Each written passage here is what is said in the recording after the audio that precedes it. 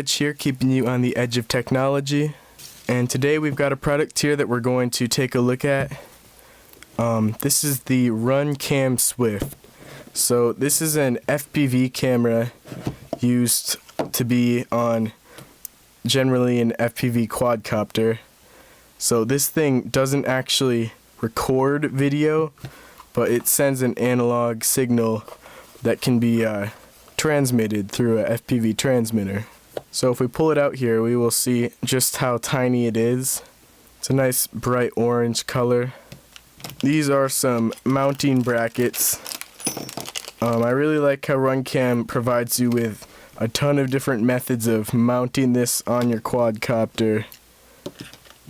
And also we've got this back plate here, which you can stick on if you don't want these mounting pieces, if you're going to mount it in a different way. I think the lens cap came off when I pulled it off, but it does come with a lens cap to keep it protected. And we've got an OSD setup here. So this is how you can set all of the camera settings with this little attachment that plugs in here. And we've got a cord here to power the camera and also connect it to an FPV transmitter. Here's a cable that will allow you to plug this in directly to a monitor without transmitting. Some screws and bolts for mounting. We've got instructional pamphlet that gives you some specifications and also just shows you some instructions. So I'll get back to you after I have used this extensively, and the next time you'll see this camera, it will be on my quadcopter. Okay guys, so I'm back, and now I have been using the RunCam Swift for quite a while. As you can see, I have it mounted on my quad here. So I'm just going to tell you a little bit about it and some features that I've checked out. So first of all, when I mounted it, I was really happy with that. It locks right in. It was the perfect size for the frame that I'm using, which is the Martian 230mm size. It's really well locked in here, and also it's almost completely covered, so there's really not much of a risk of this breaking, which I like. Overall, this just seems like a very sturdy camera. I like the plastic frame around it. It probably adds a little bit of weight, but I think it was a good move on RunCam's part. I also am kind of a fan of the orange camera. I've spent hours searching for cameras that I've lost before that were black, that really blended in on the ground. So the overall build of it, I really like.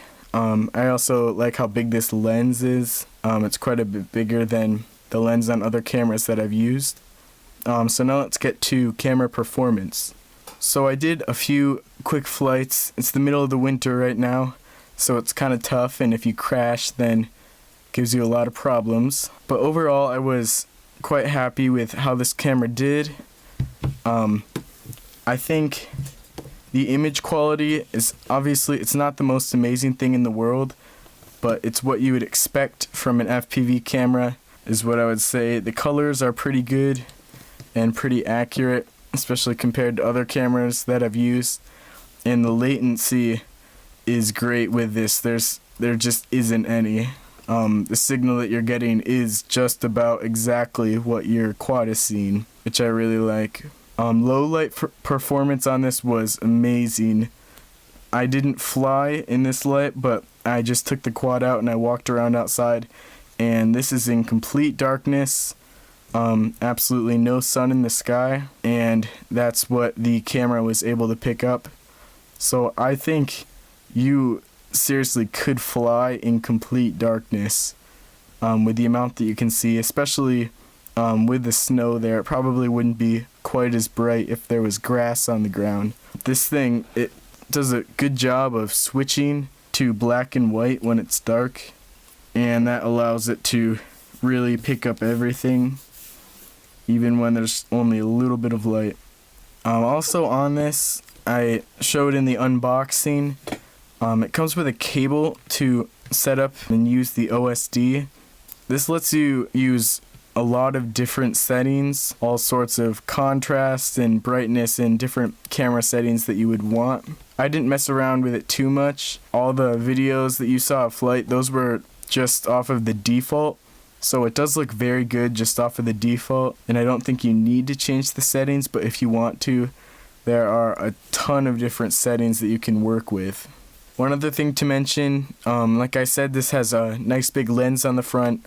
The field of view, I think, is a pretty optimal size because it's still just narrow enough that you can see which way you're going and it's easy to fly, but it definitely lets you see a lot, but it doesn't give you any sort of fisheye effect. So overall, with its performance and everything, I was very happy.